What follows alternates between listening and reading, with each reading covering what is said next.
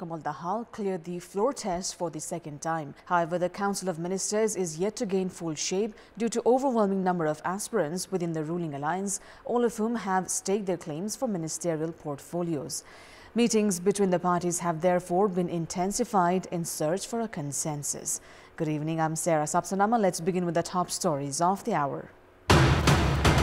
Prime Minister Pushpa Kamal Dahal lacks clarity in prioritizing his tasks. Cabinet expansion delayed despite the lapse of almost 1 week since floor test. Impacts of failure of government periodic plans shows in unemployment rate. Experts call on the government to learn from past mistakes. At least 23 people dead after tornadoes tore through the U.S. state of Mississippi. More people thought to be trapped under the rubble. And Manang Marshangdi lifts the Tilotama Gold Cup, defeating Sudur Pashchim 11. Sagarmatha Youth Club take the Ittahari Gold Cup, defeating Church Boys. Prime Minister Pushpa Kamal Dahal, when assuming the office for the third time, had expressed commitment in focusing less on speeches and more on government works that followed with commitments on improving public services. However, 3 months since then, the Premier has yet to deliver.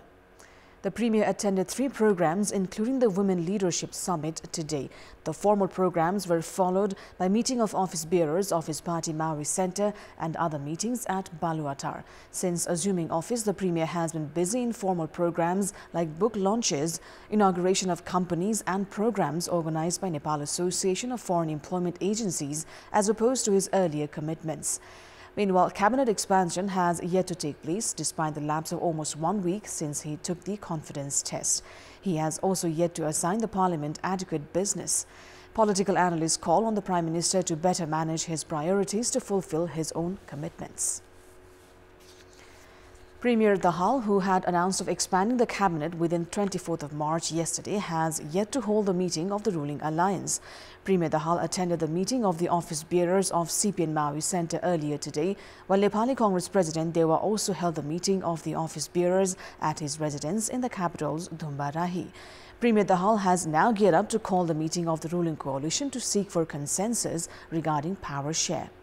Maui Centre's meeting of the office bearers held at the party office in Paris Dada decided to give a full shape to the cabinet after holding parleys with the ruling parties tomorrow and Monday.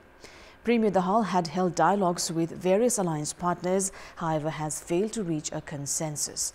Meanwhile, during the meeting, Congress President Dewa informed about the talks held with other coalition partners regarding power share. Now, parties of the ruling coalition are divided regarding their candidate for the election in Bala constituency 2. Janata Samajwadi Party has been demanding for the constituency. However, the party has now been challenged by Rashtra Swatantra Party, Loktantrik Samajwadi and Janamat Party. The 3 parties have expedited discussions on whether to collaborate or to field individual candidates. Janata Samajwadi, meanwhile, has called it wrong of the parties of the coalition to announce they would separately contest in the by-election. The party has also added that it was against the sentiment of the alliance itself and has criticized Janamat Party Chair C.K. Rao's visit and address to an assembly in Bala. Janata Samajwadi is expected to field Chairperson Upendra Yadav in the by-election. However, an official decision is yet to be made. Meanwhile, Loktantrik Samajwadi and Janamat Party have decided to register for the by-election. Nagarik Unmukti Party, that had agreed to collaborate with Janamat Party a few months back, is to support the latter in the nearing by-election. Official decision by Nepali Congress, Maui Centre and Unified Socialists for the by-election in Bara, Chitwan and Tanahu is still awaited. The National Census report released yesterday has shown that the government's 5-year plans have failed to produce desired results.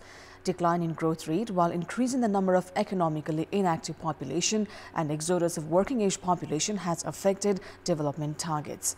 Experts have therefore suggested the government to learn from previous mistakes while formulating the 16th 5-year plan. The first 5-year plan was introduced in Nepal's year 2013 with the target of increasing production and generating employment opportunities. However, majority of the goals have yet to be met, even as the government implemented its 15th 5-year plan. The National Census report has shown negative growth rate in 32 districts of the country. The trend of government failing to make use of its budget has also continued. Of the 330 million rupees allocated in the first 5-year plan, the government was able to spend just 210 million, which has continued till date. While social indicators have improved, the decline in economically active population is certain to show impact in the country's overall development. In our Public Voice segment, today we've asked people in several provinces regarding ways to increase the participation of those unemployed in productive sector. Let's take a look at what they had to say. Public Voice. सिप नभएको मान्छेलाई लगानी गर्न र SIP सिकाइयोस्। रोजगारीको अवसर सिर्जना गर्ने खालका योजनाहरू र कार्यक्रमहरू चाहिँ लागू गर्नुपर्छ। युवाहरूलाई सिप सिकाइ व्यवसाय कृषिमा अग्रसर गराउनुपर्छ। बेरोजगारहरूलाई चाहिँ सुरुमा चाहिँ स्वरोजगार बनाउनको लागि केही कार्यक्रमहरू ल्याउनु पर्यो। ऋणको व्यवस्था गरिदिनु पर्यो। उनीहरूलाई दक्ष बनाउनु पर्यो र सरकारले पनि लगानी लगाउनु पर्यो। उत्पादनको बजारीकरण गरिदिनु पर्यो। केन्द्रहरू खोल्ने सिपमूलक तालिमहरू अनि त्यो कहाँ छ भनेर पनि जानकारी दिने। सर्वप्रथम त सम्पूर्ण मानिसमा पेशाको सम्मान गर्ने वातावरण बनाउनु पर्छ। कल कारखानाहरू बन्द रहेका खोल्नु पर्यो। स्थानीय तहले चाहिँ केही बजेट विनियोजन गरेर उहाँहरूलाई चाहिँ सिपमूलक तालिमहरू दिएर चाहिँ अगाडि बढायो भनेदेखि चाहिँ उहाँहरू बेरोजगार नहुने अवस्था चाहिँ हुन सक्छ। खेतीहरू छ पर्ताहरू उनीहरूलाई हामीलाई खेत दिएको भए हामीले उब्जाएर दिने थिए। तालिम दिनु पर्यो, जस्तै साबुन बनाउने, सर्फ बनाउने। कृषिको विकास नभएसम्म रोजगारी पनि बढ्दैन, देशको आर्थिक अवस्था पनि सुधार हुँदैन। उद्योग कल कारखानाहरू नेपाल सरकारले सञ्चालनमा ल्याउनु पर्छ। कृषिमा भएको उत्पादनलाई बढाउनु र त्यसलाई कमसेकम त्यसको बजारको व्यवस्थापन गर्न सके यो कुरा सम्भव देखिन्छ। स्थानीय तहहरूले रोजगारमूलक कार्यक्रमहरू ल्याउनु पर्यो।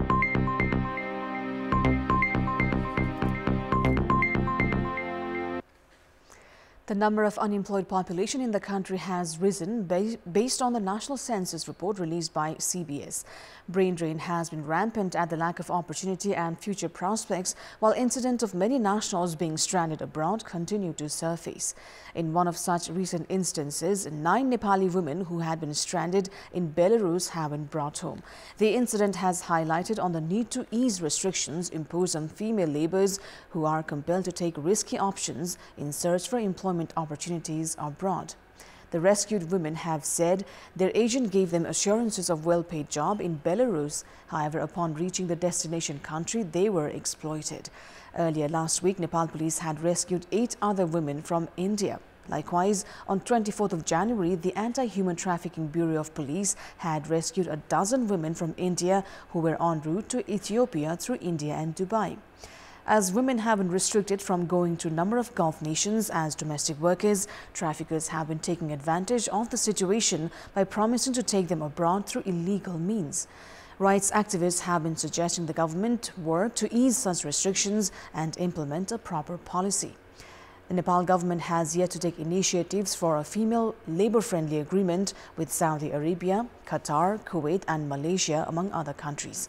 According to government data, around 40,000 female migrant workers are currently working in various Gulf nations. These women have been compelled to work in dangerous environments amid the Nepal government's lack of initiative to address their issues. At least 23 people have been killed and dozens injured as a tornado and strong thunderstorms swept across Mississippi, the state's emergency management agency has said, after the twister left a trail of damage for more than 100 miles. More people are thought to be trapped under the rubble of destroyed buildings. 4 people were missing as search and rescue teams combed through the destruction looking for survivors after the storm struck Silver City, a town of 200 people in western Mississippi. At least 24 reports of tornadoes were issued to the National Weather Service on Friday night and into Saturday morning by storm chasers and observers. The report stretched from the western edge of Mississippi north through the center of the state and into Alabama. Welcome back. It's time now for the sports update. Sports news. 8th Division club Manang Marsyang, they have lifted the Tilotama Gold Cup, defeating Sudur Pashchim 11 by 8-7 in sudden death. In the match played at Enfaz Technical Center in Butwal's Devi Nagar, Manang opened the opened the account and took the lead in the 59th minute. Saiz Jamol found the net following a throw from Diagni. Faguram Tharu took advantage of the weakness of the defence line in the 71st minute and equalised for Sudur Paschim. As both sides failed to find the net in regulation time, the match went into tie-breaker. Having won the tournament, Manang have taken home a cash prize of 1,111,111 rupees. Runners-up Sudur Paschim 11 have won 666,611 rupees. Faguram Tharu was adjudged outstanding player of the tournament and bagged a cash prize of 100,000 rupees. Tharu also won the title of outstanding player. The outstanding goalkeeper award was given to Manang's Jianath Sheikh, outstanding midfielder to Bishan Gurung, outstanding defender to Ashish Gurung, and outstanding coach to Manang's Kiran Shrestha. Sagarmatha Youth Club has defended its Ittahari Gold Cup title, defeating A-Division club Church Boys United 6-5 in tie-breaker. In the match held in Ittahari Stadium, both the sides failed to find the net. Manoj Rai's attempt had failed to failed to convert a spot kick, while Folkling Tala, Ranjit Pandey, Milan Rai, Bempa and goalkeeper Priso found themselves in the score sheet. Abhishek Limbu, Mesuke Olameu, Stephen Binong, Rajiv Lopchan, Mahindra Karki and Vivek Verma scored for Sagarmatha. Majority of Sagarmatha players were from A-Division club Kumaltar. With the win, Sagarmatha have bagged a cash prize of 1 million rupees. Runners-up Church Boys were awarded 500,000 rupees. Sagarmatha's captain, Mahindra Karki, was announced the outstanding player of the tournament and awarded 100,000 rupees.